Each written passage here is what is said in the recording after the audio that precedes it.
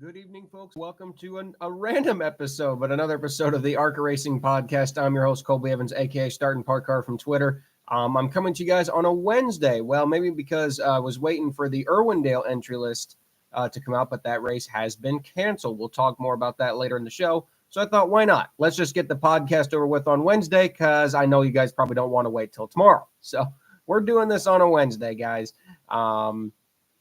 We're going to go through the ARCA East season opener at Pensacola. Gotta say, man, I think it's time we have an honest discussion about the ARCA East series. I really think it's time. We have some sponsorship announcements for some scheduled races coming up, and we will also be talking about what would have been the second race of the West Series season at Irwindale, but that has been canceled due to really, really bad inclement weather, and we'll talk more about that in ARCA's article. So, I'll let a few more people file in here as I go through my intro, and we'll get right into the show. So you guys know the drill. Follow me on social media, Starting Park Car on Twitter for all ARCA tweets, lower budget NASCAR tweets, and other opinionated tweets that you guys seem to enjoy for some reason. Like and subscribe to the channel, turn on that bell for notifications. We just passed 1,700 subscribers with my latest Reed Sorensen video, so thank you all for your support there. Less than 300 away from 2,000. So like I said, if you guys love the podcast, just hit that subscribe button, and super chats are open. If you'd like to support the show financially, be much more appreciated. Would go right into my ARCA funds for 2024, that's for sure. And of course, check out the Racing Experts for all NASCAR media related content, the official media partner of this podcast. So let's get right into it, shall we? The ARCA East series, the series that, honestly, a lot of us haven't been the kindest to. I think for some good reasons and some not. There was a lot of skepticism for this season. There was definitely more full-time drivers than last year, which did make me a little bit more happier. But with what we saw on Saturday, unfortunately, the same opinions about the East series for me, they're still there. There's just not, number one, there's not enough cars. And number two, just the competitiveness in the field, it's just not there. And that's nothing against the teams. They're doing their best. But that's just being honest. The competitive level in the East Series is just not there compared to even the West Series, and especially compared to the main division. Watching that race, I was adamant on last week's podcast that we had a shot maybe at a unique winner. I thought we had easily quite a few cars. Well, not quite a few, but at least five that maybe had a shot at the win. And those being obviously the 18, obviously the 20, Bubba Pollard as well, Connor Zilic, and the 55 of Jake Finch. I'm like, okay, we got maybe have some shots at some winners here. But obviously, as the race went on, heck, I would say within the first 15 laps, it was very clear that the 1 nor the 28, especially with Connor not even being there for practice and qualifying because he was running the truck race at COTA. And then with the 55 of Jake Finch's issues during the green flag, we were going to be having a two-car race as usual. Now, was it a fun two-car race? Sure. It was. At the end of the day, the 18 and the 20 raced themselves like a pack of dogs. It's fun how they race each other sometimes. But it is starting to get repetitive. And again, that's just being honest. It's not being rude. It's not me trying to say bad things about the series. I'm not. But I'm just being honest. I thought we had a shot at 5 really competitive cars for a win, and it was clear within the first 2 or 3 laps that no, the one, nor the 55, nor the 55, nor the 28 were going to be able to keep up with the 18 and the 20. Maybe on a short run, but not the long runs. That was made pretty adamant and clear. The entry list also did look a little bit bigger. We did have a couple of cars withdraw. We'll go over the entry list real quick. We did have, like I said, some newbies. Giovanni Ruggiero, he's running the full East Circuit, as well as like races in all other divisions. The 18 of William Sawalich, the number 1 of Bubba Pollard, of course. Like I said, Connor Zilic, who's also running the full East Series. Hunter Wright was in the Noble Motorsports 95. We had Jake Finch. Now, he was running his own car, but the 55 was under Venturini's team. Of course, we had Zachary Tinklebag, D.L. Wilson, Cody Dennison, Colton Collins, Michael Maples, Rudy Goulet, Presley Sora, Tyler Scottfield, Nate Moeller, and Mike Basham were pretty much the entry list. Brad Smith withdrew, unfortunately. Still no engine for that car, which breaks my heart for Brad. I mean, I'm telling you guys, he's trying. I know he's going to be at Dega. As far as we know, the engine will be ready for Talladega, as far as I know. So can only hope so. Can only hope so that the engine will be ready for Talladega. But as far as I know, that's the reason why Brad withdrew, or else he would have been here. And unfortunately for Dale Scheer did withdraw from the race, not because there was any issues with the car. Dale was actually en route. We're friends on Facebook, and unfortunately, Dale posted something that they had issues with the dually, the traveler, the hauler, whatever you want to call it. Basically, the truck broke down, and he was so far. At the time of the breakdown, he was still 400 miles from Pensacola. And with the time that it was going to take to get the truck fixed, maybe Dale just thought he couldn't get it ready in time. Maybe just the costs would be just he would be spending the budget he had to race on the truck. I don't know. But basically, the best thing that Dale could do was limp the truck back home instead of try to keep going on. So that's why Dale Scheer withdrew. He was going to be there. The 98 was going to be there. I don't know if it would have been a start and park or a full race, but the 98 was going to be there because Dale wants to run the whole season, of course. Unfortunately, of course, he was not there, and that dropped the entry list from what appeared to be a decent 18 cars down to 16 cars. Now, the start and parks that we had talked about it was kind of unclear if Presley Sora was going to be doing a start and park or not. I know he had wanted to run the whole race. We knew Nate Moeller was going to be a start and park in the second Peterson car. There's actually an interesting story about that second Peterson car that I'll get to in a second. But that left us with only 16 cars, and only 14 appear to be the full race. And it's just, man, that is better than last year because, we did talk about last year's race not being very good, man. We only had 10 full race cars for this Pensacola race last year. So we did a little bit better this year having 14. The problem is just the competitiveness still just isn't there. The mid-pack was a lot better. I mean, I'll say this, the battle from like the one car to the 28 to the 95 and the 55 and the 11 was pretty good. But yeah, just the competitive level just was not, unfortunately for me, just was not there. As we got into practice, like I said, it definitely became clear that we might have some competition. Jake Finch actually won practice. I wonder if that's like the first time the 18 has never won an East practice session. So, I was definitely skeptical looking at this practice session. Jake Finch won practice. Sawalich was second. Bubba was third. Giovanni was fourth. Luke Fenhouse, like I said, who was practicing qualifying the car for Connor, he was only sixth. But then it's just like I said, you look through the East. So it's like I said, guys, the top five, okay?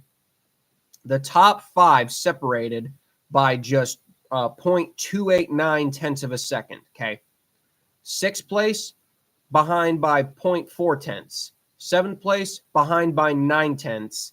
And eighth place is behind by over a second. 10th place is behind by nearly 2 seconds.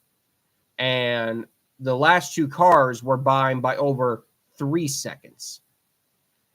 And it's just like, and like I said, guys, that's where I feel like this series is hurting. Yes, we have 14 cars, but at the same time, that competitive level in there, it just isn't there. Now, this was to my knowledge, I think this was Michael Maples' first short track asphalt race. I know he's pretty much ran dirt his entire life. Could anyone confirm that for me? Was this Michael Maples' first time on a dirt asphalt track? Because I was kind of shocked at how slow he was, but then I remembered, okay, he doesn't, it's his own stuff, because this is Michael Maples' own stuff that he's running under fast track racing. This is his own stuff. So I wonder if he was just maybe wanting to take it easy. Some people would say he was just not getting off the corners good enough from people who were there watching practice.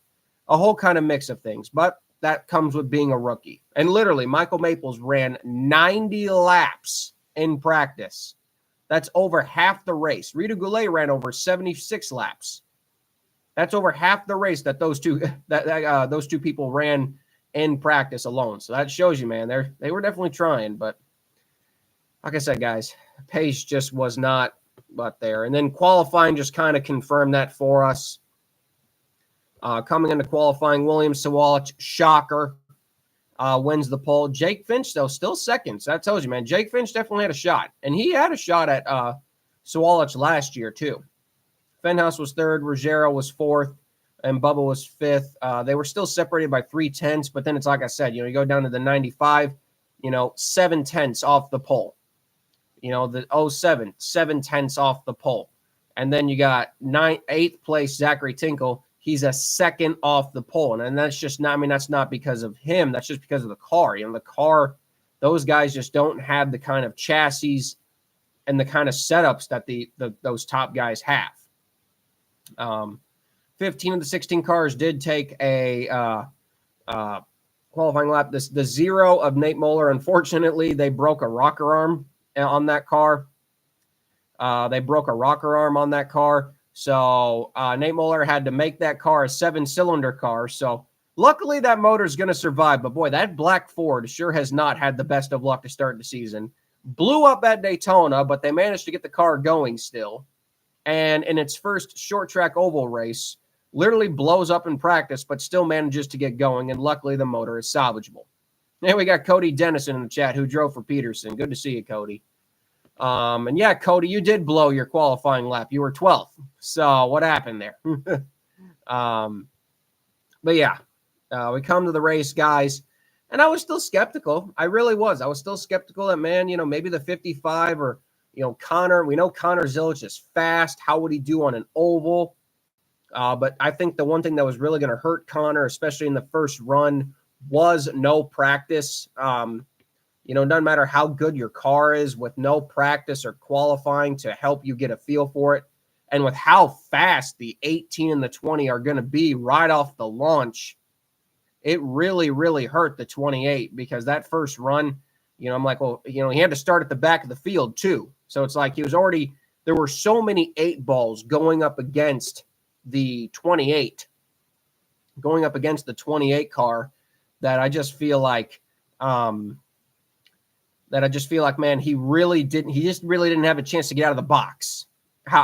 Is that kind of the terminology, if you guys can understand what I'm trying to say? He really didn't get a chance to get out of the box. By the time he probably got a feel for the car, by the time he really knew it, he got everything under his belt, the 28 was already, we'll get to what happened with him in a second, but the 28 was already too far behind, if that makes sense. But early, so the 0 pulled off in 2 laps. We'll just get Nate out of the way. At least Nate started the race. Glad Wayne got that extra $1,000. Again, every little bit of dollar goes a long way for Wayne. So I'm glad they were able to at least start the race, get some money, and get the 0 on the board in case they run 2 cars full time in the East Series, which I could see because the top 15 does pay out pretty well. So, the race gets going, and, just like unfortunately, guys, almost immediately, it's just the 2 Toyotas, man, the 20 and the 18, they just pull away. And Bubba Pollard's running great lap times, too. He's running lap times just right around the range that they were running, but they were just pulling away, man. It was amazing. But it was clear. It was definitely clear. It was definitely clear that the 18 and the 20, that the 20 was actually better than the 18. And this is something that I also pointed out at Phoenix. Was that the 20 car for the first time, we've seen obviously the 20 take it to the 18, but what we saw at Phoenix, even though William Sawalich won that race, I will actually agree that Gio actually had the better car at Phoenix. The 18 just had a better short run car. And here, I think maybe the 20 team maybe learned something. I don't know. The 18 fired off, but it's like the 20 fired off even better. Because within like the first 3 laps, the 20 is on the 18's ass. And he actually makes a pass to go around him. And I'll say this, Giovanni had one of the saves of the year. Because, I don't know, I believe this was on lap, I think this was on lap 146, okay? And again, you know, these are lappers. We know the ARCA lappers were going to be a situation at a track like this. So they get around Rita. Rita gets out of the way. But Presley is behind Maples. Now, no, there's nothing Presley really could have done about this. He's low. He's going to take the bottom line. But the problem is the 20 is trying to make the pass. It was just kind of a really bad timing, so to say.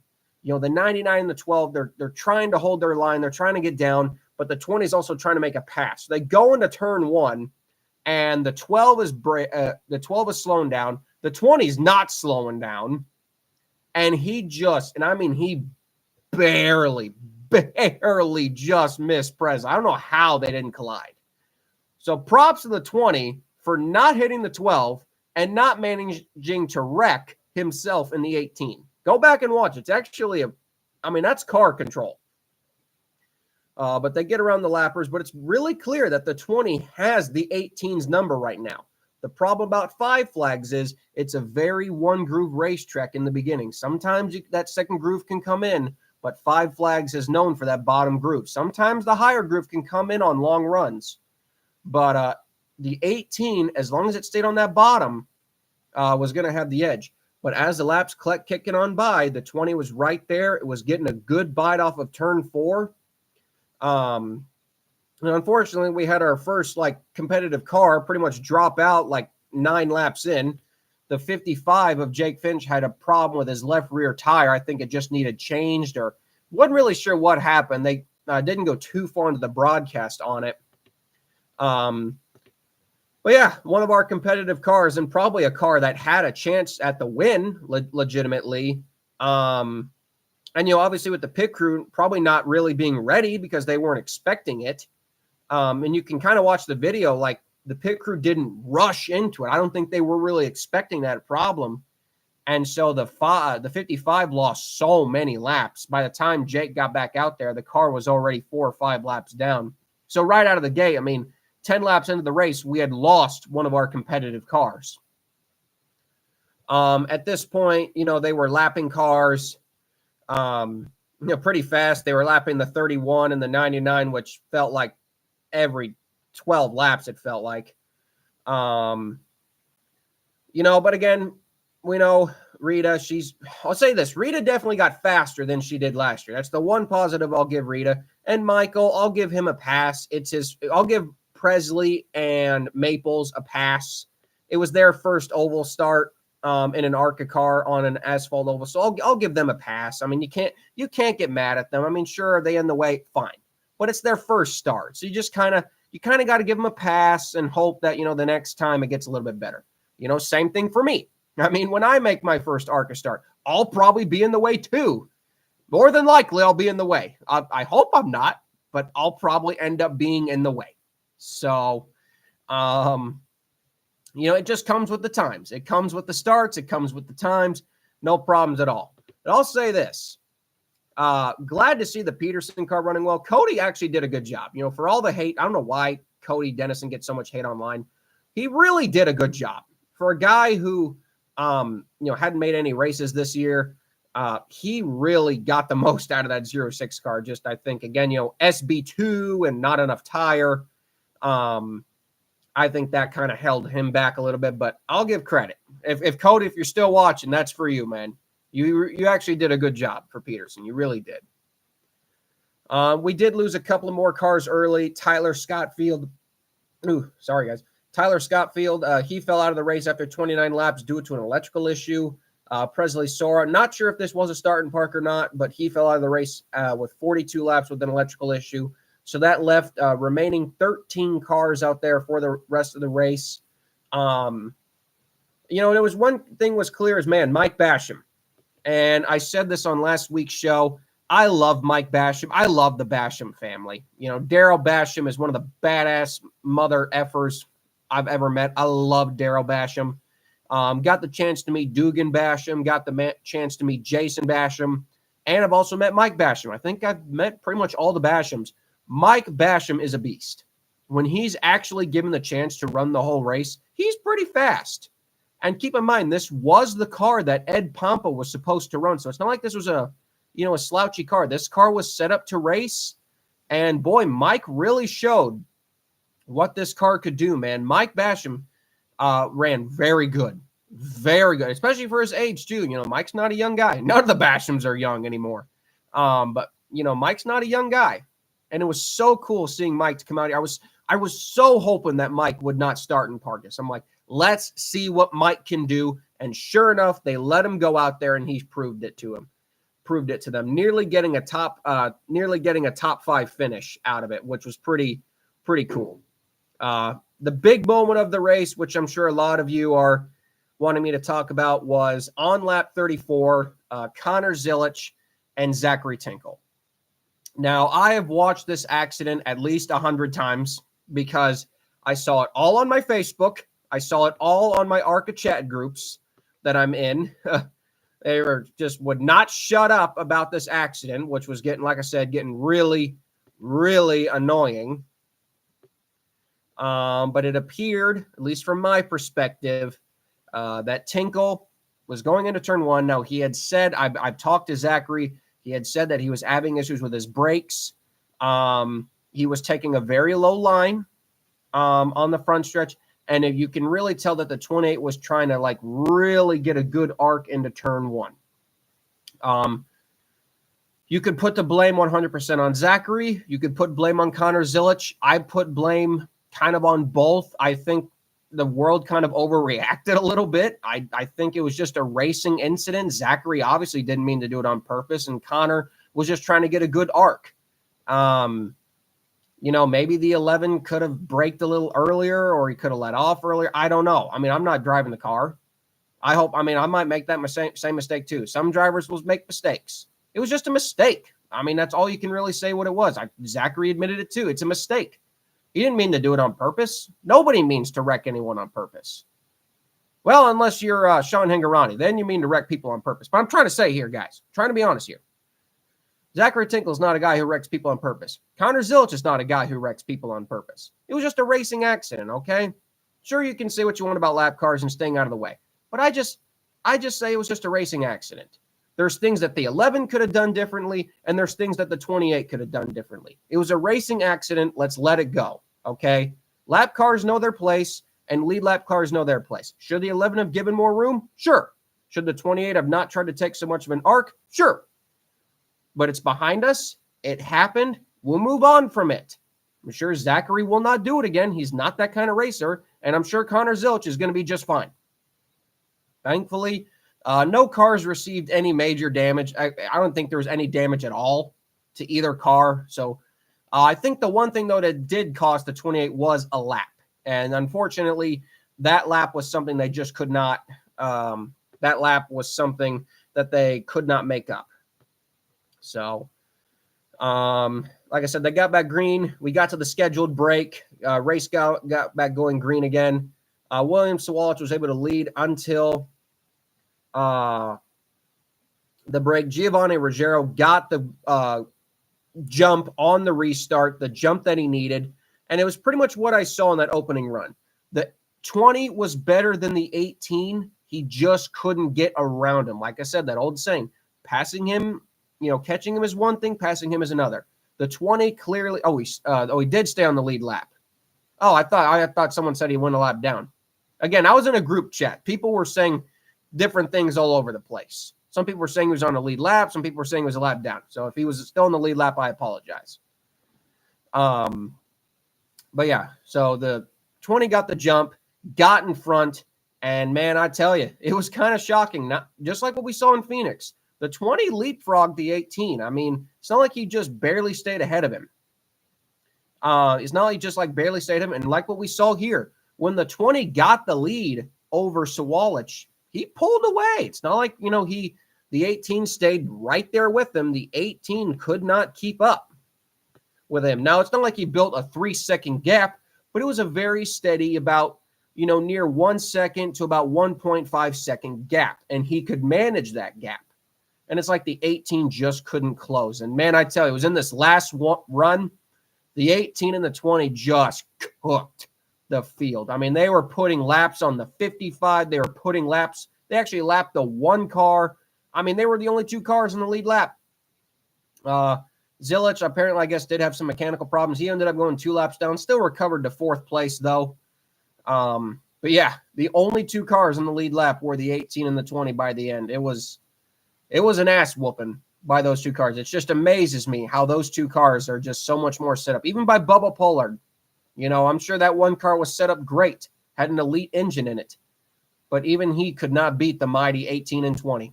And it's quite impressive. But no cautions were coming out, especially with only 13 cars on the track.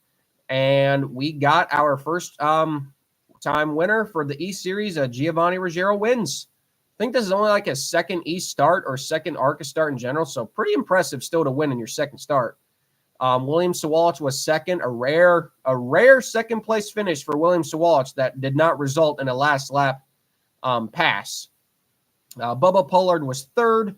Connor Zilich was fourth. Hunter Wright was fifth. Mike Basham, like I said, guys, Mike Basham was sixth. That was so cool, man. Mike Basham was sixth. That finish made me happy. It really shows, man, that Mike can still go. And it shows that Andy's stuff is still pretty fast. Jake Finch could only recover to 7th. He ended up 6 laps down. Zachary Tinkle was 8th. D.L. Wilson was 9th. And Cody Dennison managed to pass Colton Collins in the last couple laps to secure 10th. So good top 10 for Peterson. Anytime Peterson gets a top 10, that's good. Colton Collins, 11th. Michael Maples, 12th. Rita Goulet was 13th. They were the cars that all finished the race. You know, but more important for Michael Maples, just to get laps in. Same thing for Rita. Just get more laps in, get more experience. And like I said, hopefully at Dover, they'll be a little bit better.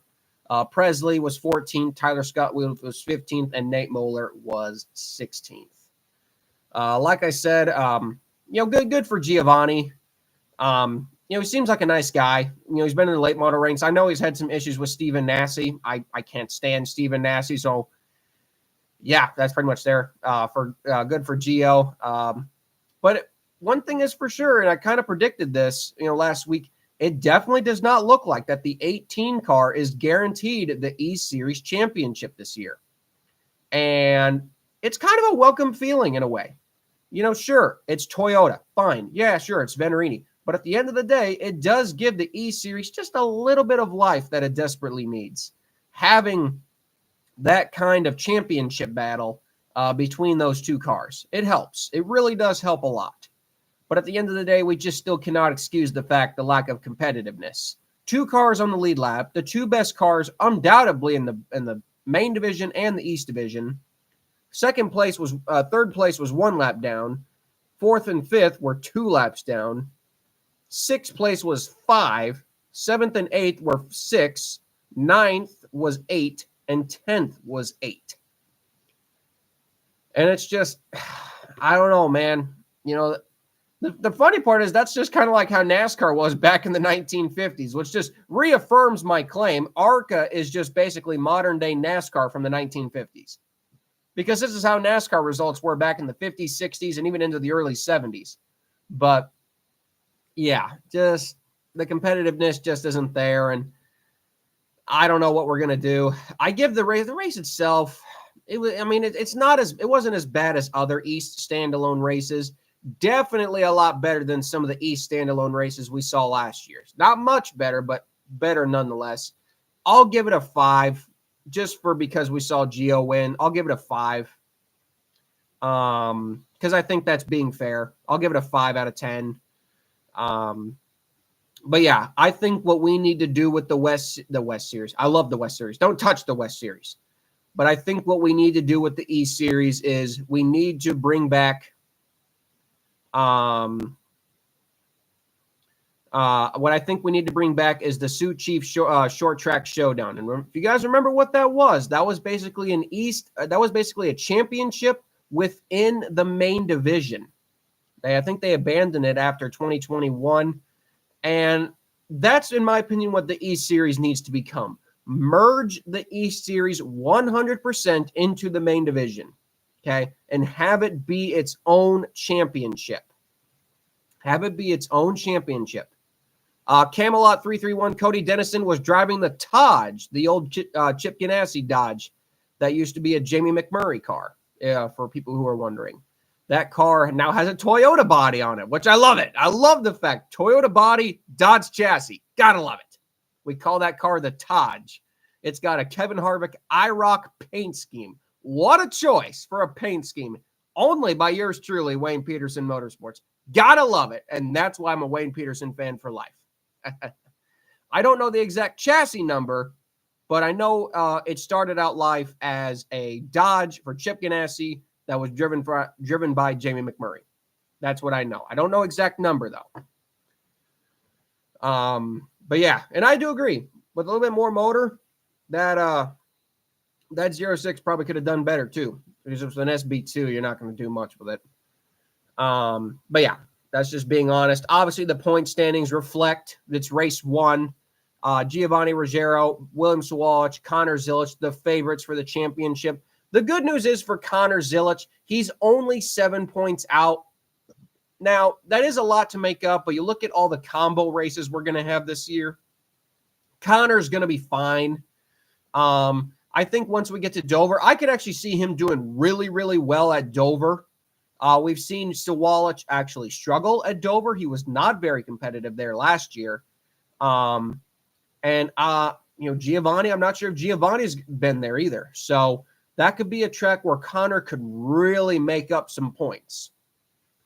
So, but obviously Hunter Wright, he's not full-time. Mike Basham is not full-time. We don't know if Jake Finch is full-time. I don't know if they plan on being it full-time or not. That's unclear. We know Zachary Tinkle is. We know D.L. Wilson is. We know Cody Dennison is. Colton Collins is not. Michael Maples is. Rita Goulet is. Presley Soar is attempting the full East Series season. Tyler Scottfield is not. And Nate Moeller, I don't want to say he is, but I think Peterson might run 2 cars for the whole East Series. I think they will. But, yeah, so that was ARCA East at Pensacola. Be nice, though, if Nate would run the whole series. I know I'd like him to get some more laps. I'd love him to run a full race. You know, he's only run 1 full race in like 10 starts, but he's a great guy. I love Nate. But yeah, the ARCA East Series, man, I just think we need to do away with standalones, merge it with the main division and put it in there and basically make it what the Shoot Chief Short Track Showdown was, because it's just sad. I mean, I'm being honest with you. It's just sad. I love this series so much. But, you know, even got to go back to the K&N days. The K&N East Series days, those last couple years of the K&N East Series were not very fun either. You know, you go back to a lot of those K&N East fields. 16, 17, 18 cars. They were not very good either. They were more competitive, sure, but they still weren't very good. The West Series is just fine. I mean, it's just the West Series is its own thing. It's something special. I hope to God nothing ever changes with the ARCA West Series. I love that series. But yeah, just something's got to change with the East Series. And in my personal opinion, we got to just get rid of standalones and put it all into the main division and just do combo races. That way you get the big stars of ARCA and you still get to have an East championship too. It's not like you have to get rid of it. Just put it in the main division. That way you still have your East championship. You still have your focus on the East Series, but it's with all the main division stars, and the racing will just be better by default because you'll have more cars out there. So at least that's my personal opinion. Obviously, I know some are different. Some people like the East Series, and it's not a bad idea. It's not a bad concept at all. But if the car counts are not there, you got to be honest with yourself. You know, and like I said, that's coming from a diehard ARCA fan. But I'm just trying to be honest with you guys. I don't like watching these 13-car fields and watching 2 cars just slaughter everyone. You know, but what are you going to do? You know. So yeah, that's pretty much ARCA East. Their next race is Dover next month. I think it's next month, like late April, I believe it is. That will be the first combo race of the season. That's going to be a fun one. Dover with at least 25 cars. Those ARCA cars fly around Dover. And yeah, so that's going to be a fun one. Can't wait for that one. Now we transition to what would have been the preview portion of this show. But due to really, really bad, and I mean bad inclement weather, the ARCA West Series race has been moved. Will not be this weekend and will instead be ran in July. But also before that, did want to mention some main series broadcast news. Tide, the #1 trusted laundry detergent, will sponsor the it actually will be the first time that Tide will be a first entitlement sponsor of an ARCA Menard Series race, the Tide 150 at Kansas Speedway. And I'll say this, that rolls right off the tongue, the Tide 150. Like not the Tide Pod 150, not the Tide Pods 150, just the Tide 150. Also, the logo looks great. Now, please, and I mean this, to anyone who is making this trophy, can we just like bronze a giant thing of Tide detergent, just bronze that and give that to the winner? Please. I mean, I remember when we had the Dawn 150, I think somebody got like a thing of paper towels as a trophy. That was great. That was great. So can we like get a giant thing of detergent and like bronze it, or like, you know, better yet, take a giant thing of detergent, spray paint it bronze, and then give that to the winner. Can we please do that? That'd be so funny. But yeah, but Kansas has had some great sponsors lately. We've had Reese's, we've had Dutch Boy, we've had Don, and now we have Tide. So I love that. It's a great, obviously said, great to see so much sponsors in the ARCA Series. Anytime we can get a title sponsor for a race, rather than just calling it the Kansas 150, always a positive. So I wanted to bring that up real quick. But yes, the West Series at Irwindale. It has been postponed to July 6th. And like I said, really, really bad weather was scheduled for this weekend. Not just rain, but like really, really bad weather. So I don't blame them for doing that for the ARCA West Series teams. It'll now be run on July 6th with a double header. Now, we have seen the West Series do double headers in the past, so this is nothing new. And frankly, it's actually probably kind of fun for the teams and drivers. If you screwed up in one race, well, you get one more to do better. So, but yeah, the postponement creates a unique doubleheader at Irwindale, which will also welcome the ARCA Menard Series West on July 4th for the running of the NEPA Auto Parts 150. So you have runs on July 4th and July 6th. So the complete schedule, of course, will be released at a later date. And like usual, those races will be featured on Flow Racing. But just to tell you how close we were, they actually released the pit box. Now, the entry list has not been released. I doubt it will be released. But they did release the pit box, which did give us a slight look as to who might have entered for this race. We had, of course, Sean Hingarani. He was going to be running with the 61 team in Hattori Racing. Mason Mitchell from right here in Iowa, he was going to be running this race for the Sigma Performance team in the 23, the same team that Grant Enfinger drove for. Isabella Robusto was supposed to run this race in the 55, again for Venerini. And Jake Finch was supposed to drive the 20 out of the Venerini stable. So it looked like Venerini might have had two cars for that race. Trevor Huddleston, of course, was supposed to be there. Jack Wood was supposed to be there as well. So it looks like maybe Jack Wood, like I said, Jack Wood in this full-time car for, Bill McAnally. Don't know why I couldn't think of the name. Well, we had Tyler Reif, of course. He was driving the 13 for Central Coast. Cole Raz was supposed to be back. And, of course, Todd Souza, John Borneman III, Eric Johnson Jr., and, of course, the among other drivers. Now, the entry list was not released, but that was supposed to be those are supposed to be some of the drivers. So there was also supposed to be approximately over 20 cars. It was going to be one of the bigger Irwindale entry lists that we had seen in a long time. So kind of sad was, Irwindale has kind of struggled for cars lately, and they were going to have over 20 cars for this race. So kind of sucks that we can't see it, but the West Series will return. Kind of funny, ARCA scheduling. They'll actually be running the same exact day as the Talladega main race. One of the very few times where you'll see two ARCA races take place on the exact same day. The General Tire 200 at Talladega and the MMI Oil Workers 150 at Kevin Harvick's Kern County. So that's kind of funny. That'll be a double preview show. But nonetheless, that is the update on the ARCA Menard Series West Series. Obviously, safety is a number one, so I applaud the series for looking out for the safety of the teams and the drivers. Because obviously you don't want any issues with lightning. And if it's going to be such bad weather that it's going to wipe out the whole weekend, which it will. I mean, it's like I said, guys, go look at the radar for Irwindale. There is no shot that they will be able to do anything. I wouldn't even want to unload a car in that weather. So, yeah, they definitely made the right call here. But, like I said, guys, the ARCA E Series, we still need a lot of work. Just being honest there, we need a lot of work there. Main Series is doing fine. Can't wait to see the ARCA race at Talladega. West Series, I want to see those West races, man. Those are always the most fun. But, yeah, that's kind of it for me tonight, guys. Thanks for joining me tonight. I was going to do this tomorrow, but there was just with Irwindale being postponed, there was no sense in doing it tomorrow. We'll just get it done tonight, because like I said, I'm going to tell you all this stuff tomorrow anyway, so it's just easier to do it now than it would have been tomorrow. So, like I said, guys, go check out the other videos you see on the channel. The Reed Sorensen qualifying video I just published a couple days ago. Go check out all the other podcasts.